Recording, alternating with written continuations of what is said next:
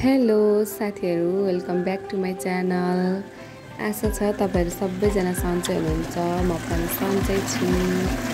विराटनगरमा धेरै गर्मी भएर विराटनगरको गर्मी छल्नको लागि हामी जाँदैछौँ भेडेटार। हामी चाहिँ सिटी नपाएर लखर लखर लखर हिँडिरहेछौँ। हिँड्ने बित्तिकैदेखि पसिना आइरहेछ, बाहिर निक्लिन पास होइन, पसिना खलखली आइरहेछ। कस्तो गर्मी हो यस्तो चाहिँ, बाफरे। धरानको जङ्गल पुगेपछि चाहिँ अलिक राहत मिलिरहेको थियो। गर्मी अलिक शीतल शीतल हुन लागिरहेको थियो। मजा आइरहेको थियो हरियाली जङ्गल देखेर।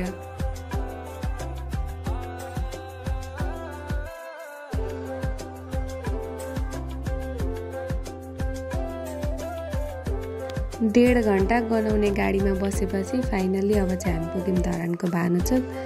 अब हामी केही खानेकुरा खाएर मात्रै भेडेटारतिर लाग्नुपर्छ भनेर खानेकुरा खान लाग्यौँ। हामीले खायौँ फ्राई राइस अनि कन्डक। धरानमा जुनसुकै कुरा खाए पनि मुखैमा झुन्डिन्छ कि। खोइ विराटनगरमा चाहिँ गर्मी भएर है किन हो, खानेकुरै मन पर्दैन। जहाँ गए पनि धरानको जस्तो टेस्ट नै आउँदैन। खाँदा खाँदै हाम्रो चाहिँ अर्को नयाँ प्लान बन्यो है, घन्टाघर चढेर धरान हेर्ने। 6 बजिसकेको थियो। हत्तपत्त टिकट लिएर हामी कुद्यौँ माथितिर स्यास्या फ्याफ्या हुँदै। त्यति सिँढी चढ्दा नि कति साह्रो स्यास्या भएको, बाफ्रे।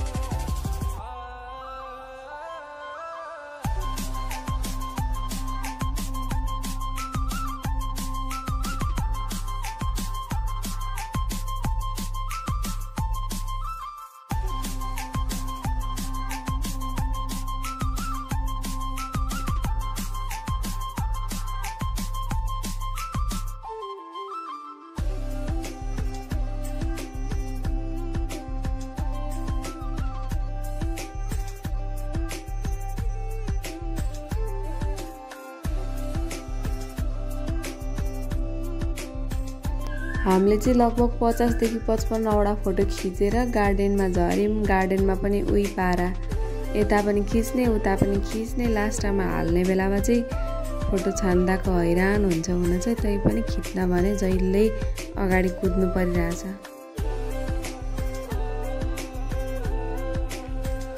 यसलाई चाहिँ यहाँ मन्दिरमा नमस्ते गरिरहेको फोटो खिच्नु पर्ने अरे। अघिदेखि माथिदेखि नै भनिरहेको थियो। अब बल्ल उसको सपना पुरा हुँदैछ। त्यहाँ नमस्ते गरेको फोटो खिचिरहेछन् उनीहरू दुईजना।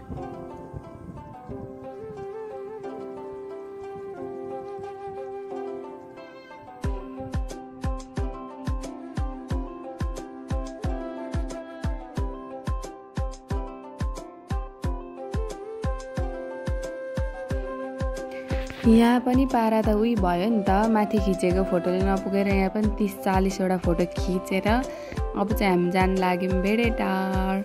यो माइक्रोमा जाने भनेको, माइक्रोको मान्छेले राति हुन्छ बहिनी, मान्छे पर्खिँदा बरु टेम्पोमै जानु भनेर टेम्पो बोलाइदियो। अनि हामी गयौँ टेम्पोमा। खासमा त हामीलाई टेम्पोमै मजा भयो नि त। 3 जना मात्रै सजिलो पनि भयो अनि पर्खिनु पनि परेन। जाँदा जाँदै राति भइसक्यो। होटल पाउने हो होइन भनेर टेन्सन पनि लागिरहेको थियो। बुक पनि गरेको थिएन नि त, त्यही भएर। तर हामीले पायौँ पुगेपछि त पाउनलाई। यो जङ्गलहरू उकाली लाग्दै गर्दाखेरि देख्दा कति आनन्द लागेको, कस्तो हरियाली देखेर बेग्लै फिल भइरहेको थियो। फेरि पानी पनि हल्का छिटाइरहेको थियो, शीतल पनि भइरहेको थियो। कति खुसी थियौँ हामी त। विराटनगर गर्मीले हामीलाई डढाइसकेको रहेछ। बाहिर मात्र होइन, भित्रै मनसम्मै डढाएको रहेछ नि त।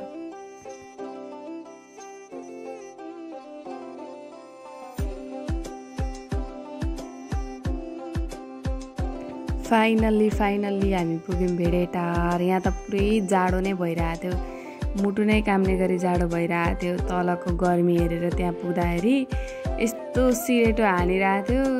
अरूलाई पो ज्याकेट बोक्छु भन्दा पनि मैले नबोक पर्दैन, चिसो खान जाने हो, किन बोक्ने ज्याकेट भनेर थर्काएर उनीहरूले बोका ज्याकेट पनि कोठेमा फालेर कुदेको। लास्टमा मलाई जाडो भइरहेको थियो, भन्न पनि सकिरहेको थिएन मैले यिनीहरूलाई गाली गर्छन् भनेर।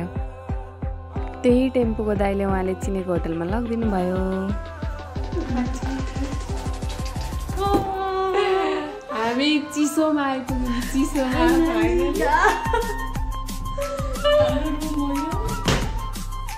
सुत्छु, यस्तो खुसी भएर सुत्छु नि, यस्तो खुसी भएर सुत्छु।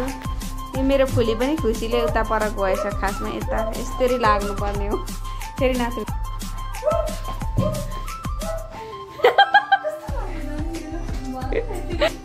विराटनगरको गर्मीले पागल भएका मान्छेहरू यहाँ आएर निको हुन लाग्दा यस्तो हुन्छ।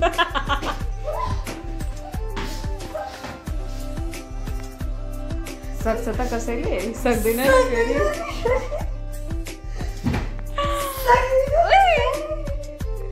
आउँदा आउँदै राति भएको चाहिँ रुम पाउँदैन होला भनेको त नपायौँ। जुन होटलमा सुरुमा सोध्यौँ त्यही होटलमा पाइहाल्यौँ। ठ्याक्कै खुसी लागिरहेछ। होइन अर्को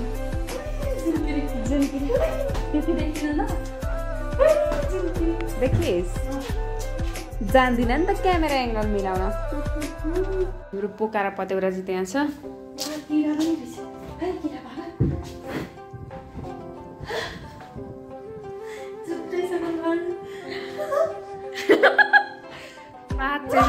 रुपियाँ 500 मलाई डर लाग्यो।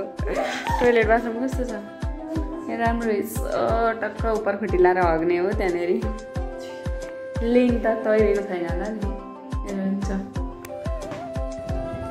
खाना पाकुन्जेल हामी चाहिँ हावा खाने भनेर एकछिन बाहिर निस्केको थियौँ। यति धेरै हावा चलिरहेको थियो। यहाँ भएको भेडा चाहिँ रूपाको घरको जत्रै रहेछ अरे। ऊ एकदमै त्यो भेडा हेरेर खुसी भइरहेको थियो।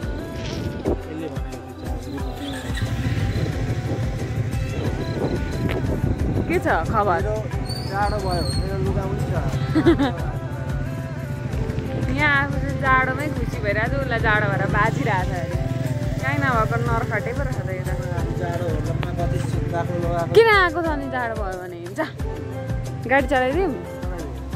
मलाई चाहिँ केही भएको छैन। म एकदम खुसी।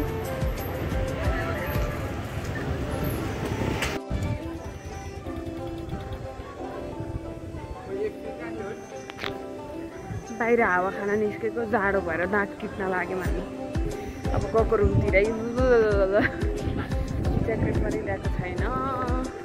बोक्न आँटेको ज्याकेट पनि नबोक भन्दै मैले नै उक्साएँ। अहिले लास्ट टाइम मलाई पनि जाडो भइरह। यिनीहरूले त झन् मलाई कुट्ने भयो आज। त्यही भएर म पछाडि हिँडिरहेको छु। विराटनगरमा भएको बेला चाहिँ यो खाने त्यो खाने भनेर पुरै प्लान बनाएको। उहाँ पुगेपछि चौपट भयो। मन्दिर जाने मान्छे किन खाने भनेर फेरि हामी चाहिँ सादा खाना मगाएर सादा खाना खायौँ। चिसो ठाउँमा तातो खाना खान मजा आइरहेको थियो है। फेरि सादा भए पनि। मेरो भिडियो हेर्नलाई समय निकालिदिनु भएकोमा तपाईँहरू सबैजनालाई धन्यवाद। फेरि अर्को भिडियो आउँदा पनि यसरी नै हेरिदिनु है।